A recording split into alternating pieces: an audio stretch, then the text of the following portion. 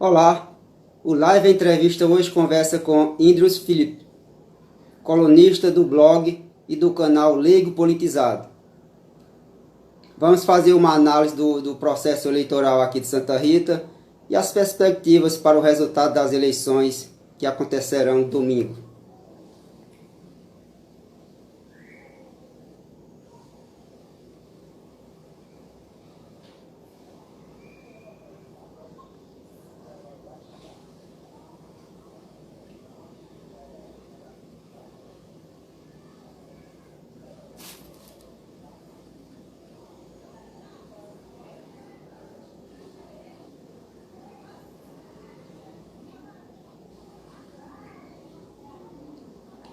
Valéria, boa noite, seja bem-vinda.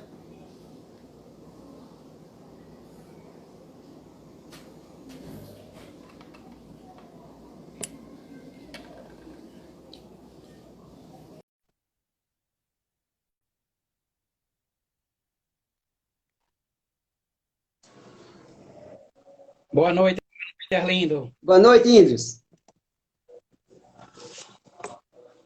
Bem-vinda ao Live Entrevista. Muito obrigado, né? Durante a nossa última estada aqui aconteceu um turbilhão de coisas, né? Na política santarritense. É, Acho que hoje a gente tem muito material para analisar. É verdade. Indros, primeiro eu quero te agradecer por você ter contribuído pelo crescimento desse meu projeto, que é levar ao público informações políticas. É um momento difícil, né? A gente vê que o momento político aqui em Santa Rita não é fácil. E nuvens negras pairaram sobre a cidade de Santa Rita nesse momento. Então a gente vai conversar e eu quero de antemão te agradecer demais essa sua contribuição.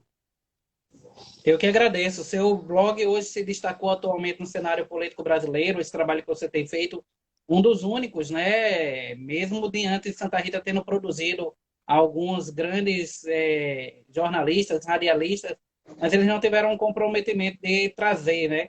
Alguns até tentaram, mas no meio da caminhada desistiram do projeto, quando começaram a se afeiçoar politicamente alguma corrente, algum tipo de político. Mas você continuou com a imparcialidade que fez esse destaque, né? Inclusive, eu conheço várias pessoas que dizem que tiraram o seu candidato através de suas lives, e eu, inclusive, formei a minha opinião de quem eu estarei votando para o Executivo Municipal, fruto da sua live, né? Será uma das pessoas que passou por aqui, que eu realmente analisei a proposta, né? Ô, Indros, o debate político aqui em Santa Rita está pobre ou já era pobre há muito tempo? Exatamente. Nós estamos vivendo um período em que existe uma pobreza há muito tempo dentro dessa questão do cenário político. É, e a gente está praticamente hoje passando por esse tipo de coisa de uma maneira mais aberta, porque as redes sociais estão expondo a qualidade, a razoabilidade das pessoas. E a gente começa a entender, Arlindo, o quanto Santa Rita foi pobre politicamente e como ela não quer mudar esse cenário, né? A gente vê que a grande parte da periferia, da zona rural, ela está aprisionada num ciclo de pobreza, e quando tem a oportunidade, que é essa de mudar o resultado, de se indignar, de ir para frente, ela se acomoda, ela diz, não, tá bom, né? É assim mesmo. E aí os candidatos ainda contribuem com isso, né? Ao ponto até de tentarem querer coagir. Essa semana mesmo, abertamente, num grupo de amigos, fui coagido, né? Com uma tentativa de serem até mesmo que as falas ou alguma posição que eu tinha poderia resultar num processo, né? Então, para você ver como está o desespero nessa reta final de falta de propostas, né? Pessoas que se apresentam mais como eletricistas do que verdadeiros candidatos a um pleito, né? A proposta do cara é que ele colocou lâmpada, a proposta do outro é que ele botou um calçamento, a proposta de outro é dizer que fez parte de uma pintura de escola. Então, eles não têm realmente trabalho a demonstrar, né? E aí, por isso que quando chega nessa reta final, eles ficam dessa forma, com É, essa pobreza de debate. é verdade. Ô, Indros, Ao longo desse processo e desse projeto que eu iniciei, passaram vários candidatos e eu também acompanhei alguns desse meu trabalho, acompanhei vários. E eu percebi em alguns a evolução como candidato. Você tem essa mesma percepção ou eu estou sendo generoso demais? Não, com certeza. Eu acho que o processo político vai fazendo alguns deles até mesmo irem amadurecendo, né? Eles vão vendo a realidade, eles vão vendo que realmente a pessoa que quer fazer política em Santa Rita, ela entra com uma visão muito utópica. E quando entra ali, começa a entender como é as configurações partidárias aqui, que os partidos, eles literalmente têm donos, né? Que eles escolhem quem é que vai sair ou não a vereador. Eles começam a ver que as candidaturas, especialmente as candidaturas femininas, elas são a fachada com obrigatoriedade de obterem 30 votos para que a Justiça Eleitoral não descubra. A gente tem uma Justiça Eleitoral muito conivente, né? É inadmissível que, numa prestação de contas, um político apresente que tem uma casa de valor de R$ 300 e a Justiça Eleitoral aceita isso normalmente, né? Não, tá bom, você tem uma casa de R$ 300. Outro, como um caso até mesmo em Cabedelo, na Grande João Pessoa, o cara tinha uma casa que valia 2 centavos. A casa valesse 2 centavos, eu tinha comprado umas 200. Então, a Justiça Eleitoral vê isso, essas prestações de conta. Eu visitei o, o programa de trabalho que cada um vai desenvolver nos 4 anos, que está lá no site do TSE, que é importante você que nos assiste, você cidadão santarritense, consultar qual é o projeto, o programa de governo do seu prefeito. A gente vê claramente que são copias e colas, né? O cara só mudou o verbo do início das frases, transformou algo que era para fazer de presente para futuro do indicativo, né? Então, não tem nada, a gente não tem uma política voltada para o microempreendedor, né? Não tem uma política voltada à infraestrutura, a um turismo. É justamente mais do mesmo, e as pessoas gostam que continue sendo assim, né? Infelizmente, é muito difícil a gente conscientizar as pessoas, porque elas se acomodaram, né? Santa Rita vive hoje uma síndrome de Estocolmo. Ô, Indros, nesse processo da criação do projeto lá, ele foi desenrolando, foi se desenrolando, e a gente precisa fazer os convites, a gente fazer os convites às pessoas. E nesse processo, eu queria realmente ter entrevistado bem mais pessoas. Agora, muitos desses candidatos e candidatas aqui de Santa Rita, eles se acovardaram. Eles se acovardaram, né, e ainda mais, quando você tenta entrar na cena pública, você deve explicações a alguém. Ou então Isso. ou então você pelo menos deve uma justificação. Mas eu mandava os convites, as pessoas visualizavam e não tinha a hombridade e a capacidade de responder, nem que sim ou que não. Então, essa foi a minha dificuldade. Ou então, Idris, pessoas que precisavam de espaço, que eu sentia que eles precisavam de espaço para divulgar a sua candidatura, e eles colocaram uma gama de dificuldades. Eu mandava a mensagem, o cara dizia que era o assessor dele que estava recebendo a mensagem, seja por direct, era quem cuidava do celular, ia falar com quem cuidava da agenda desse candidato. Então, eu quero mandar uma boa noite para José Milton, professor José Milton. Então, eu tive essa dificuldade. Tu acha que é o medo do debate político ou é covardia mesmo? Principalmente eu vejo isso no executivo municipal, aqueles candidatos que estão pleiteando a reeleição no legislativo, eles foram muito covardes, né? Eles em nenhum momento você pode observar que eles saíram à rua, eles não deram a cara a tapa, eles enviavam assessores para fazer a cooptação de votos, né? Você dificilmente viu um indo na casa da pessoa. Quando ia, eu soube que existia todo um preparo antecipado para essa pessoa chegar lá, mandava-se primeiro uma visita preliminar para depois ele ir lá né? Os que chegaram a tentar um contato com o público fizeram live sem comentários, porque eles sabiam que seriam xingados, né? Eles fizeram as próprias lives deles com pouquíssima audiência, apenas a militância deles lá. Muitos, por estarem com o rabo preso, né, com a atual gestão, não tinham uma proposta adequada a se levantar, porque iam confrontar justamente a ideia de que eu não fiz, se eu estava no governo, não consegui fazer, então como é que eu vou fazer agora daqui para mais 4 anos? Né? Então houve uma vergonha alheia. E aí as pessoas reforçam dizendo, não, mas eles são inocentes, eles são pessoas que caíram num golpe, muitos deles, sabe, aquela verba, ela é lei, mas eu não vi arrependimento de nenhum até hoje, 1 ano e 1 mês que aconteceu esses episódios, nenhum veio a público gravar um vídeo pedindo desculpa à população, nenhum apresentou uma documentação dizendo eu devolvi as diárias, nenhum apresentou nenhuma documentação dizendo que era justamente comprovadamente inocente, nenhum apresentou que a parte do seu processo não estava mais sobre segredo de justiça, né? Então, isso eram demonstrações de que eram pessoas probas, né? Pelo contrário, continuou-se o saque, né, na prefeitura, essas pessoas continuaram com a sua política, e aí elas fogem do debate, né? Isso de quando também outros candidatos a prefeitos também não deram a sua cara no espaço público.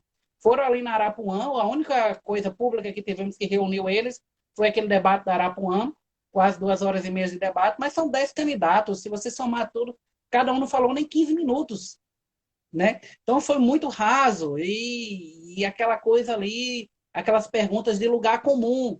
Eu não vi ninguém com uma proposta de desenvolvimento para Santa Rita com uma profundidade tão adequada, né? Eu tive que ir visitar as páginas oficiais para ver um pouco mais o que, que eles queriam, né? Até mesmo porque muitos daqueles ali não têm a portabilidade financeira que a atual gestão tem, ou outros, né?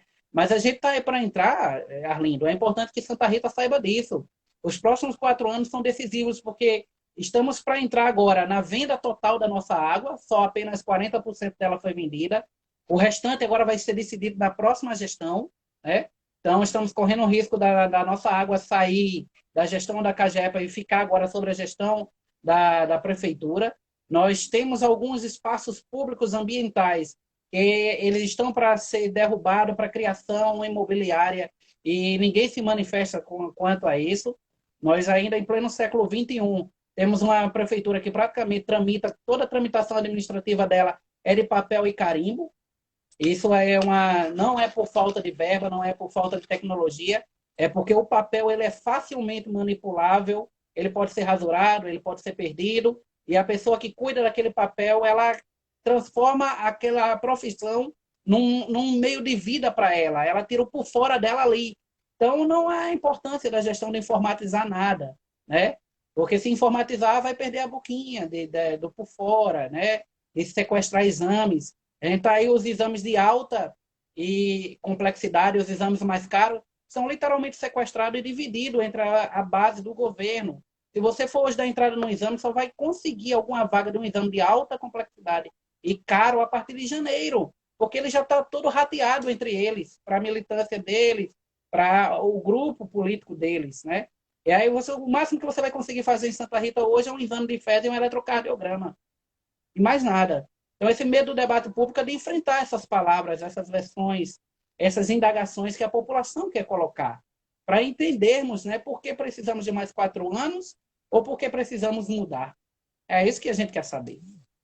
E eu vou acrescentar que todos os candidatos a prefeito, eles foram convidados. Então, aqueles que realmente quiseram se apresentar aqui, levar suas ideias, se apresentaram. Então, os que não estão, se apresentaram aqui, que as lives ficaram disponíveis no IGTV, foi realmente aqueles que eu mandei o convite, visualizaram, alguns me deram resposta dizendo que depois faria, aí quando eu retornei com o convite, eles visualizaram e não responderam mais, mas todos foram convidados. Agora, cabe à população realmente fazer esse diagnóstico, pensar bem Se uma pessoa, eu sei que é uma coisa simples, mas um candidato que não dá uma resposta a uma entrevista de sim ou que não, o cidadão, quando o procurar, com certeza ele também vai se esconder e não vai dar uma resposta apropriada. Então, é um registro que eu digo aqui, não como projeto pessoal, mas um projeto coletivo e uma satisfação também coletiva dos candidatos. Então, esses candidatos se Uhum. acovardaram aqui com live entrevista e preferiram fazer lives com uma claque adestrada. Eu digo mais, Arlindo. Às 9 horas desse domingo da noite, você não vai conseguir contato com nenhum daquele que ganhar. Ele, a primeira coisa que o procedimento que ele faz é logo quebrar o chip. E aí não tem mais quem consiga um contato com um deles mais. Né? Eles se tornam automaticamente inacessíveis a partir das 9 da noite do domingo, quando o resultado sai. Esperemos que nós que tenhamos algumas surpresas e essas surpresas não nos decepcionem, né, Idris? O cenário político vai sofrer uma limpeza, isso é claro. Eu comungo da ideia de que é do comunicador Coxinha, que ele também tem um portal que ele estava fazendo umas lives bem bacana, e ele falava em uma das suas lives, quando entrevistava também a série de candidatos, que ele disse, e eu comungo igual a ideia dele, que alguns vão se apagar do cenário político de Santa Rita definitivamente, né? A outros vão voltar, obviamente, não por conta do querer da população, mas porque muitos terão seus votos comprados de sexta para sábado, vai haver uma grande derrama de dinheiro dentro da cidade. Todo mundo que é do cenário político está sabendo disso, sabe desses interesses, né? Então, alguns vão lograr êxito, voltarem, porque eles tiveram esse apoio financeiro muito forte, né? E outros, realmente, a gente vai ter uma renovação. Santa Rita, ela tem uma tradição de renovar 80% da bancada do Legislativo, né? Fica em torno de 80% a nossa renovação aí. Mas eu creio que agora as pessoas vão justamente, né, para a urna muito mais do que escolher. Ela vai atrás de uma moralização política. E é o que a gente está esperando aí dentro de Santa Rita, nesse sentido. Ô, Idris, nesse processo eleitoral, então, surgiu uma classe política jovem. Se apresentou como novidade, como uma renovação. O processo foi se desenrolando e essa classe, uma parte, vamos falar de uma parte dessa classe jovem, que se apresentou como renovação, se aliaram aquelas velhas políticas e aí as oligarquias. Você esperava esse desapontamento com esses jovens? É o simples jogo de poder, né, Arlindo? Como o bordão saúde e educação já caiu, ninguém mais acredita, a pecha agora é justamente dizer que é a renovação. Só que o fato da pessoa ser jovem não quer dizer que ele seja uma renovação numa proposta política. Pode até estar dizendo que ele tem um grande projeto de poder a longo prazo, né? As pessoas não devem se enganar com esses candidatos que se apresentam jovens, porque eles estão alinhados às antigas oligarquias.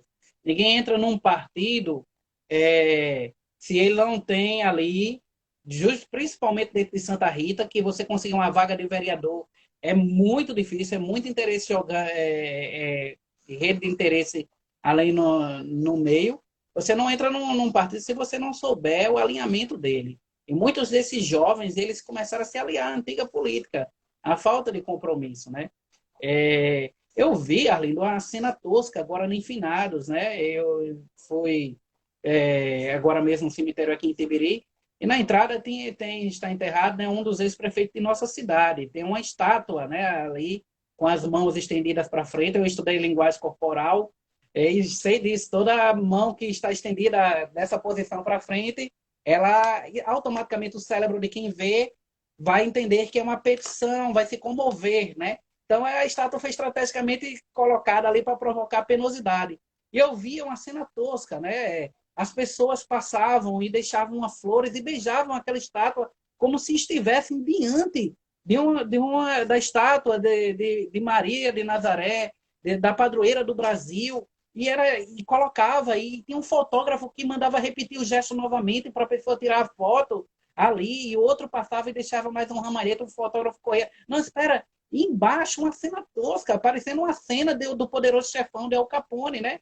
a viúva dessa pessoa estendida lá, com a mão para frente, as pessoas passando e beijavam a mão dela. Eu praticamente só faltava a trilha sonora ao fundo do Poderoso Chefão, ao trás, aquela trilha de Frederico Fellini lá atrás, tocando, né? E aqueles homens com cravos vermelhos nas suas roupas para caracterizar uma verdadeira sociedade de mafiosos. E era uma cena tosca, eu digo, meu Deus, em pleno século XXI, né? Beatificando uma figura dessa. E as pessoas passavam, beijavam a mão, poucos minutos depois o filho chegou e fez aquele tumulto todo e ficou estrategicamente sentado lá e as pessoas passavam, cumprimentavam ele, ia beijar a mão da mulher e alisavam e acariciavam a estátua, né? Então, esse é o tipo de ser humano, esse é o tipo do eleitor santarritense, né? Ele se sente endividado até no pós-vida, ele tem que pagar o preço, porque fulano, há 20 anos atrás, concedeu um terreno a ele, então ele se sente endividado até a próxima geração de votar infinitamente para essa pessoa e prestar reverência no além-vida, né? Para você ver isso aí. Isso aí. É tosco essa situação de Santa Rita.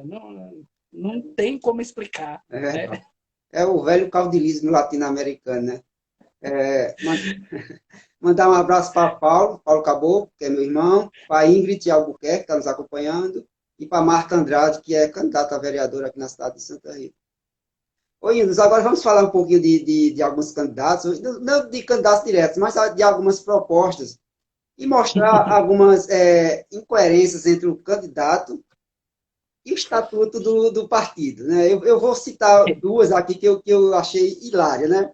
É a questão de um candidato do PSL, que é uma incoerência ideológica entre ele, a proposta dele, e a ideologia do partido. E o candidato do PSL, ele está propondo que o doador de sangue tenha preferência em filas. Você imagina um candidato de direita que propõe isso, um ato voluntário, que é o ato voluntário de você doar sangue, você chegar e você doa hoje, e o resto da vida você passa a ser o cara que tem preferência numa fila de banco. Isso não é hilário? É incrível como eu fico imaginando quem é que elabora essas coisas assim e consegue passar, sabe? Porque a principal, o PSL, por ser um partido de direita, né, ele é um partido fisiológico, na verdade, ele é um partido centrão, né? Mas ele agarrou-se a essa bandeira aí fisiológica da direita. E uma das coisas, uma das bandeiras fortes da direita é o combate a cotas, né? E o privilégio justamente segregacional para isso. E o cara justamente faz uma política, quer implantar uma política que vai de encontro à própria proposta dele. Além de eu tenho amigos que eu sou do ramo de concurso público também, eu tenho amigos doadores de medula óssea que têm dificuldade de conseguir isenção de concurso, mesmo provando que é doador de medula óssea. Tem municípios aí que diz que a medula tem que ser doada nos últimos 3 meses antes do concurso. Agora, imagine você implantar uma política de doação de sangue, o quanto é difícil, né? Para essa coisa, eu detectar que aquele cara é um doador para dar privilégio a ele na fila do banco. Né? Então, refere até o princípio da isonomia da terceira idade, né? Que está lá no Código do Estatuto do Idoso. É a velha mania de tratar os iguais diferentes, né? Então, você vai andar com a carteirinha de doador e toda vez vai mostrar na fila para burlar, para usufruir de apenas um ato voluntário, que ele pode ser doador. O velho jeitinho brasileiro. Mas tem outro também que eu achei hilária. E se tu tiver algumas também, tu pode explicitar para o nosso público. O cara é do PL, então nós somos um partido liberal, na sua essência. Ele propõe congelar a passagem de ônibus por 4 anos. Um liberal que quer se intrometer em política e o Estado é quem detém a política. Tu imagina isso? Ele faltou a coisa mais básica, que foi a aula que a gente até estuda isso, é você sumidade disso aí. Isso aí é tratado até no 8º ano, quando a gente está estudando sobre política na seara geográfica, né? Dentro disso aí, no 1º e no 8º ano. Né? Como é que o cara... Isso aí é ineficiente, né? Isso aí foi um copia e cola de uma proposta que houve em João Pessoa também, de um prefeito em João Pessoa. Imagino que é inviável em João Pessoa, quanto mais aqui. Né? E vai de encontro ao liberalismo, justamente como você disse, né? Como é que você quer fazer uma intervenção estatual num princípio econômico? Porque vai de encontro à carta-programa do próprio partido PL. Mas eu tenho outra aqui essa é excelente, porque alguns, alguns e não foi apenas um, eu vi, eles se apresentaram como verdadeiros escolhidos por Deus. Aquelas escolhas divinas. Então Deus os escolheu. Eu vi dois nesse sentido. Outra mistura horrorosa, né, que a gente teve aí. A igreja brasileira, ela vai sair muito problemática com esse processo, que é justamente a mistura da religião com a política, né? Eles não teve mais o que falar, passaram a atentar com o princípio religioso de como verdadeiros iluminados. Eu achei incrível aquela postagem que você pegou essa semana de um que estava lá praticamente dizendo que era o Rei Sol, né? Então é a síndrome de Faraó. Alguns estão achando que a partir do momento que forem investidos em cargos públicos, eles já estarão também sendo ali como deuses, né? Então não tem condição. E indo além desse pensamento tosco deles, eles ainda materializam isso de forma escrita, né? E como eles sabem que Santa Rita não vai ler proposta, dificilmente essas pessoas começam a ler as propostas, eles colocam essas abobrinhas no meio.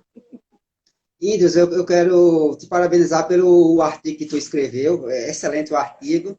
Eu peço que as pessoas vão lá no blog, leiam o Politizado e leiam o seu último artigo.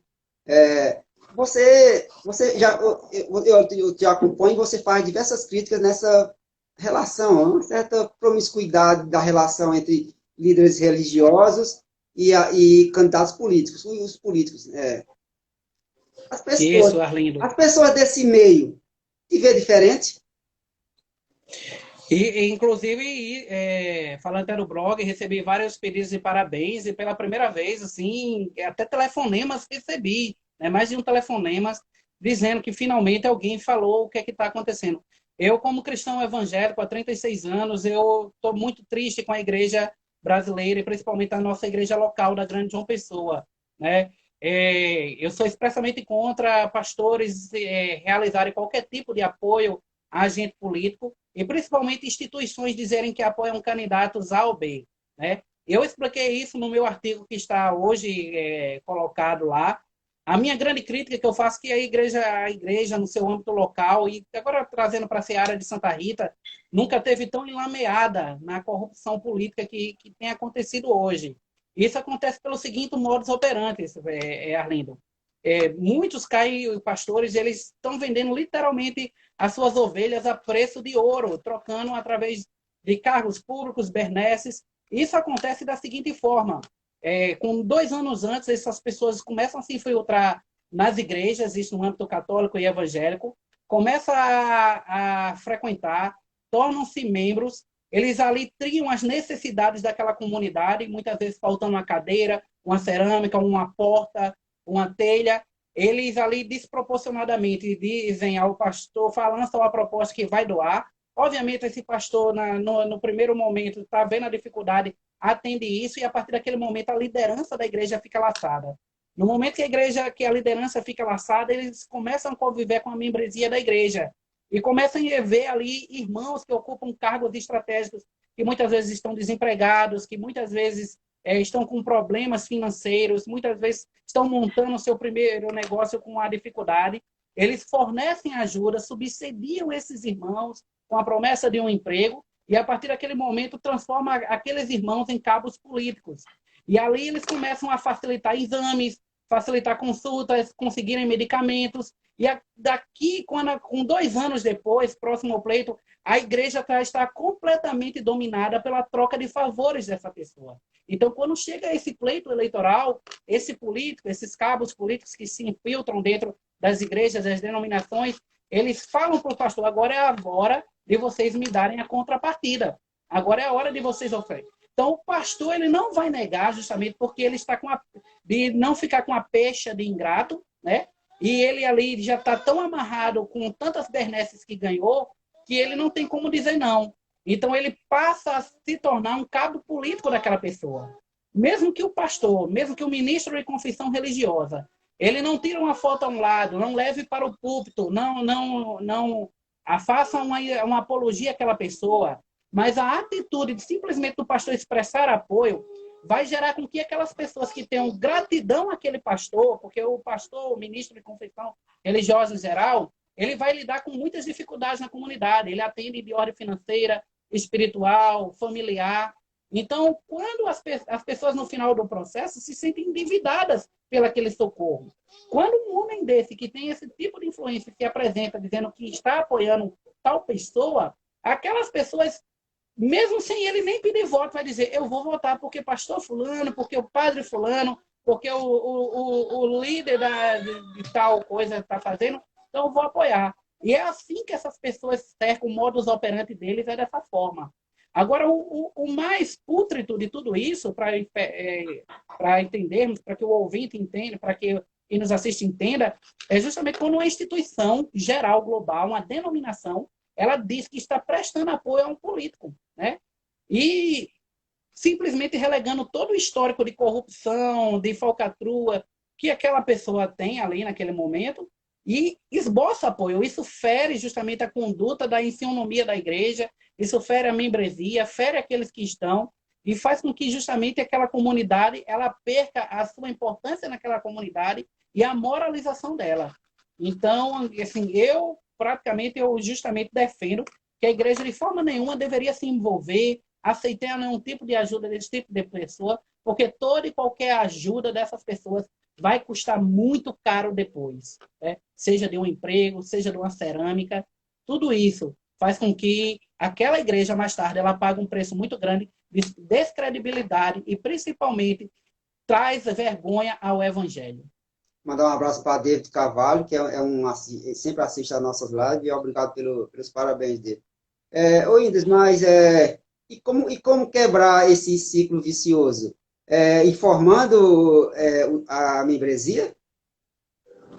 Uma das principais coisas era que a igreja, como instituição, deliberasse abertamente, né? Cada igreja, elas são organizadas e dentro delas tem os seus conselhos administrativos. E esses conselhos administrativos deveriam deliberar que toda e qualquer representação política pelo ministro de confissão religiosa estava discriminantemente proibido. Aí você diz, mas ele é um cidadão, ele tem o seu poder de expressar, né? Como ministro de confissão religiosa, haja visto a tamanha influência que ele tem, ele deveria se permanecer neutro em todo o processo, né?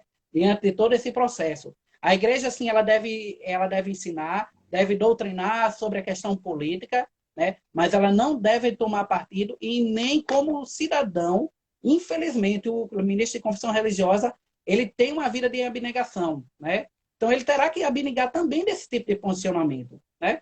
Ele não vai só abnegar do álcool, dos prazeres carnais, da doutrina. Ele tem que se abnegar também como um cidadão desse tipo de postura. Então, isso está se tornando comum porque no pleito de 2018, muitos se posicionaram a favor da atual gestão federal, né? E perceberam que a igreja não criticou por isso, e aquilo ali foi uma porta de entrada para a gente ver a tamanha esculhambação que aconteceu dentro da igreja santarritense, evangélica santarritense. Ô Indros, como você vê a máquina municipal aqui, a máquina aqui de Santa Rita, está trabalhando para reeleger a bancada do prefeito, o amigo, que é Marinaldo, e o primo, Jackson Alvino. Então, a prefeitura, a máquina estatal, está trabalhando para eleger esses três segmentos. A galera, a turma que foi para Gramados e, consequentemente, dá suporte na Câmara, o amigo, Marinaldo, e o primo. Como você vê isso? Exatamente, né? É depravado, a palavra não tem outra. Não, eu não gosto de florear muito, mas é depravado a atual situação que a gestão tem se imposto, né? A gente tem vários relatos de pessoas, né? Que elas dizem, fui obrigado a adesivar o meu carro, né? E quando você coloca isso, as pessoas defendem, não, mas ele tem que adesivar mesmo, porque ele não está no emprego, então ele vai ter que adesivar, né? Mas a coação moral disso aí é enorme aqui. E justamente não se esconde mais isso, está se obrigando mesmo a orientação interna que se vote apenas dentro desses nomes aqui apresentados, para que venha a haver um fortalecimento num futuro mandato. Então, até os partidos internamente, eles se blindaram, eles não estão praticando o princípio de igualdade entre seus candidatos, eles elegeram os cabeças de chapa e estão investindo abertamente nesses cabeças de chapa, né, para o favorecimento desse projeto de continuidade de poder. E para que isso aconteça, está assim aberto. Só você pegar um nome de qualquer funcionário e lançar lá no Sagres, né? Você vai ver que os salários estão acima, né, da competência técnica da pessoa. Por exemplo, um inspetor de obras hoje aqui em Santa Rita ganhando R$ 6.000, mais do que um inspetor de obras privada que deveria ganhar muito mais, porque ele está lidando diretamente com obras privadas, né? Então, existe toda aquela questão dele ter que ser incorruptível, ganhar um salário que o torne incorruptível diante disso, mas é o contrário, né? Você vê aí, quase beirando o salário de um secretário, né? Isso é um absurdo. Outros na função de vigilantes, outros como assistente, mas nem a experiente dá, né? Estão unicamente em casa printando histórias para mandar para a militância. Então, é esse tipo de coisa que está acontecendo aqui, né? E vai se perpetuar. E não é exclusividade só de Santa Rita, o interior paraibano está regado com isso. Não é à toa que cada dia mais aí estão tentando matar prefeito, né? Tentaram a do Conde, ela não morreu, agora e não deu em nada, então começaram a tentar matar. Tal de Terezinha hospitalizado, né? Tentaram o outro agora em Monteiro, até domingo vamos tentar matar tudo quanto é prefeito, vereador, abertamente, porque o negócio é bom, Arlindo, né? A verba é boa, né? Essa conversa de dizer que quando nós fomos no primeiro dia que tem que botar a casa em ordem é mentira. Eu vou tentar organizar aqui as minhas fatias, era o melhor que era para eles dizerem, né? Mandar um abraço para Márcio Santana e para Eliovaldo Gomes, que está nos acompanhando. Ô, Índios, aí na tua visão, quais são as perspectivas para a nossa Câmara Municipal? Haverá renovação? Eu acredito que a nossa renovação aí pode gerar em torno de 60%, né? Embora seja admissível, Santa Rita não é leiga, não vai votar inocentemente. Tudo que essa atual legislatura aí foi bem aberto, foi bem exposto. Tivemos uma legislatura que 80% do trabalho legislativo foi baseado em três coisas: nome de rua, né? Propositura de calçamento e voto de aplauso. Eles não fizeram mais disso, uma coisa extremamente trivial. Agora, no final do processo, eles tentaram correr com alguma coisa nova, mas se baseou nisso aí. Tivemos uma legislatura com o pior nível de escolaridade dos últimos anos, né? Eu não sei se você recorda, mas quando essa atual legislatura foi eleita, alguns vereadores foram lá em Neuvan Ferreira, né?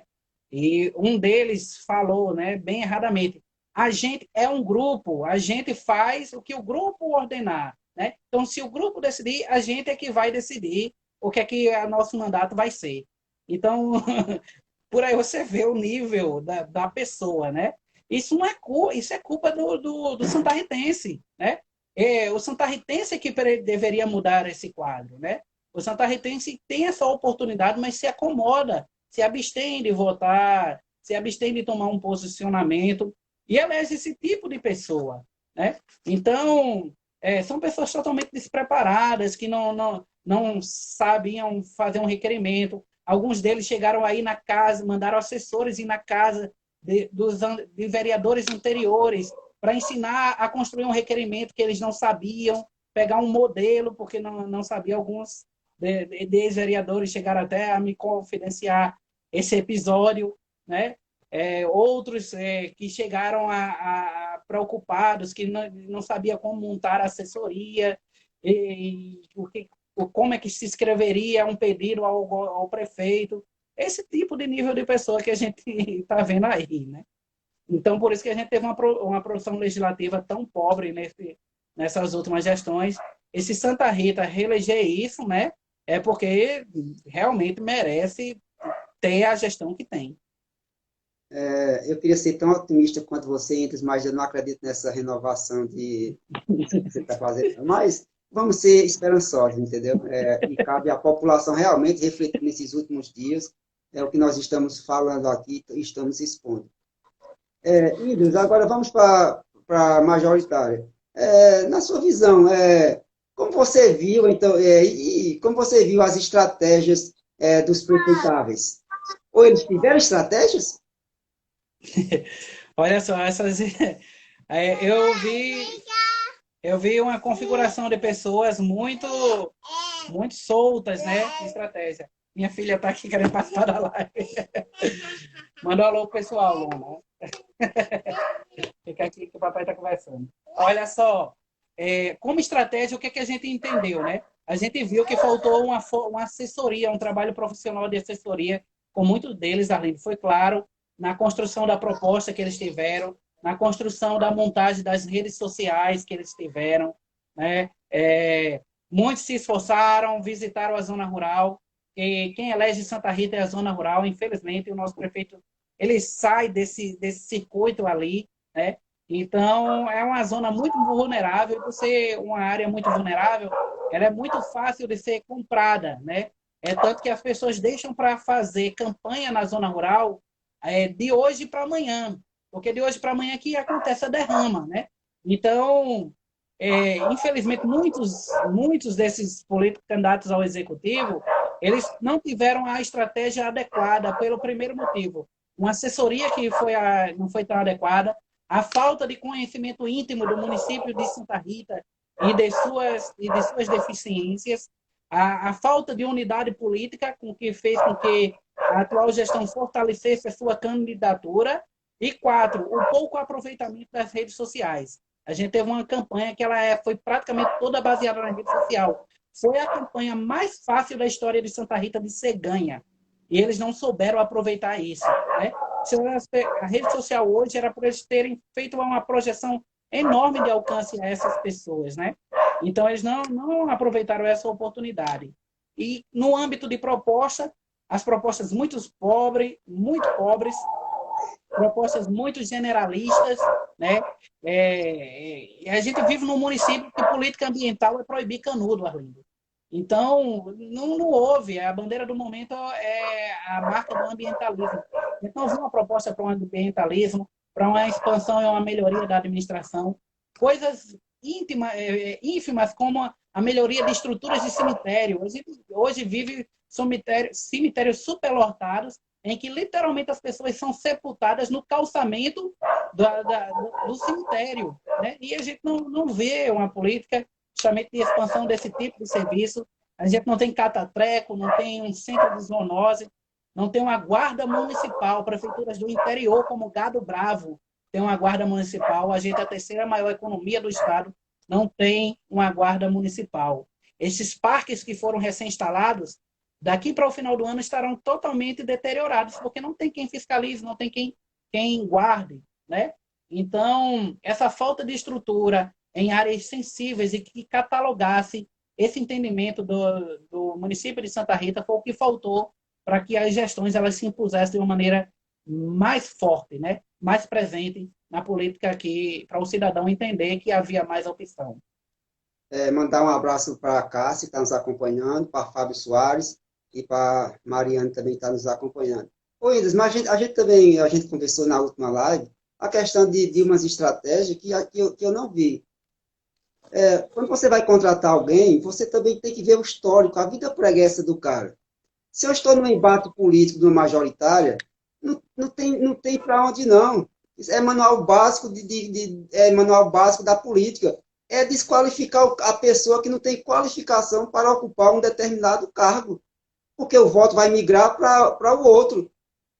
E eu não vi isso aqui em Santa Rita. Eu vi uma campanha de madres água chuchu, que não faz bem nem faz mal.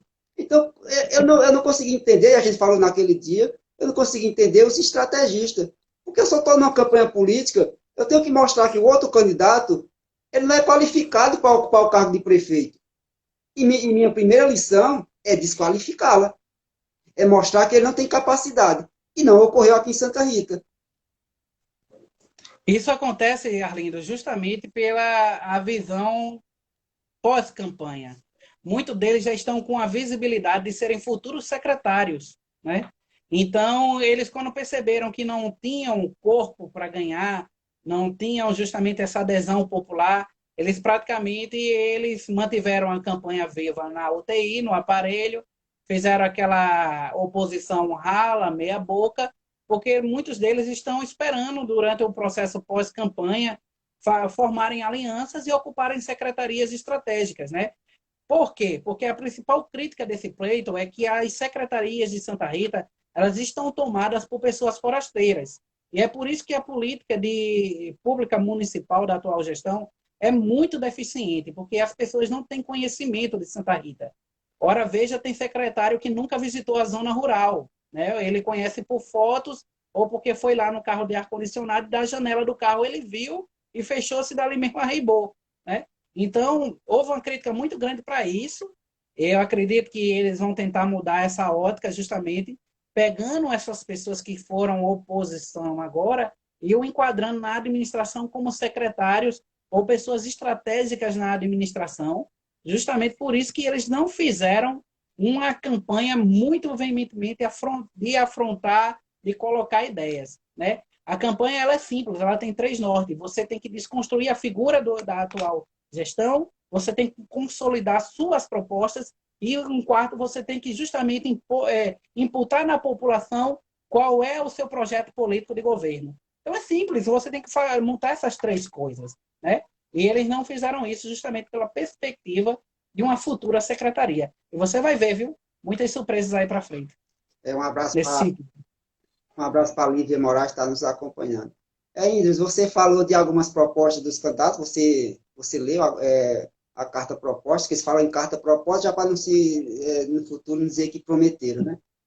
Sim, exatamente, a estratégia. E você viu que as propostas são muito sutil e muito fugaz para um município com tantas precariedades. Mas também eu encontrei algumas propostas, até então, risíveis. Eu vou falar duas que, tem tantas, mas vou falar duas que me chamaram a atenção. Auxílio emergencial municipal.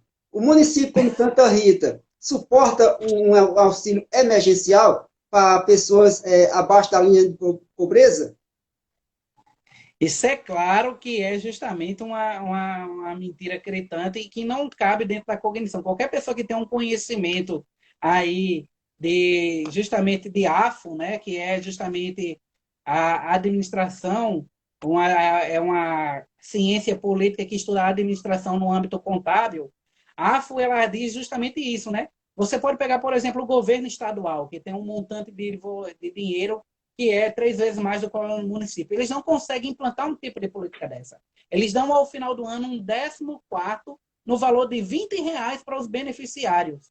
Como é que você quer implantar um auxílio emergencial, que é uma prestação contínua, aí, digamos, de 6, 7 meses, de um salário, ou mesmo que seja uma ajuda de custo de R$ 200? Isso é um impacto enorme do município de Santa Rita, que é um município praticamente constituído de classe C e D. Então, pela lógica, isso é a mesma coisa do cara que quer congelar 4 anos as passagens. Não tem a mínima lógica contábil, né, para isso.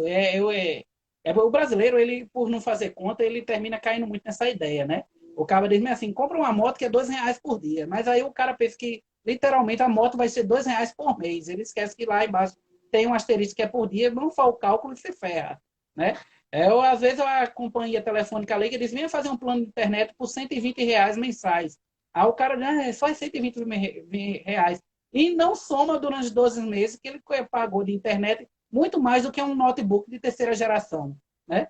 E o brasileiro olha essas propostas toscas, o santarritense, e não para, pelo menos, para fazer uma conta básica de somar, né? Você pode, rapaz, eu tenho 100 pessoas aqui, se cada uma ganhar R$ 200 alegando isso, quanto é que isso vai dar? Aí eu multiplico isso pela população de Santa Rita. Meu Deus do céu, tá vendo que isso é risível, né? Então, e existe, viu, Arlindo, gente que cai nesse negócio aí, diz, rapaz, é como só para a gente fechar essa parte, é o cara, a campanha para o governo federal que disse que ia baixar o preço do gás, né? É uma coisa totalmente ilógica que gás só pode subir, ele baixa, porque o gás ele é regulado justamente pela a versão contábil internacional. Não é regida aqui. A gente pode produzir até o gás, mas que é um tabelamento internacional. Mandar um abraço para a Juliana, que está nos acompanhando, e para a Rayane Martins, que está também nos acompanhando. Um abraço para vocês. Indras, mas tem outra também que eu achei sensacional. a criação de uma secretaria das religiões. Quem vai ser o secretário? Vai ser um ateu? Isso vai dar uma confusão enorme. Porque se é das religiões, né? O cara que vai ser quem será o cabeça desse negócio aí, né? Hoje em dia, né? Só a Índia tem 9.000 religiões catalogadas oficialmente, né? Porque lá cada bicho é uma religião. Imagina aqui o brasileiro que antropologicamente ele é religioso por vida, né? Então isso é mais um cabide de emprego para um município tão cansado, né?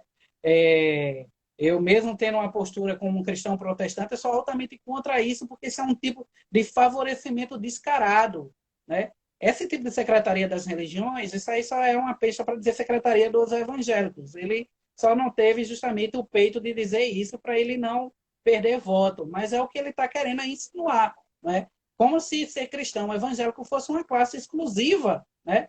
Antes de eu ser cristão, antes de ser evangélico, eu sou cidadão, eu tenho minhas demandas, eu tenho a minha necessidade, a minha cidade não é dividida, não estamos vivendo em plena Idade Média, onde os feudos eram divididos por religiões e senhores, né?